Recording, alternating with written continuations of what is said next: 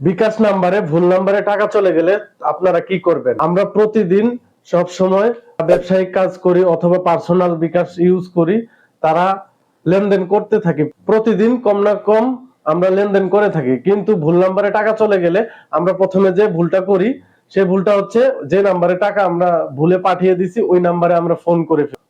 ওই নাম্বারে কখনো আপনারা ফোন দিবেন না। তো চলুন মূল ভিডিওতে চলে যাই। কাজটা একদমই সহজ। চলে যান আপনার বিকাশ অ্যাপে, বিকাশ অ্যাপটাকে ওপেন করে নিন। তারপর আমার ব্যালেন্স দেখুন, এখানে ব্যালেন্স দেখাচ্ছে 500।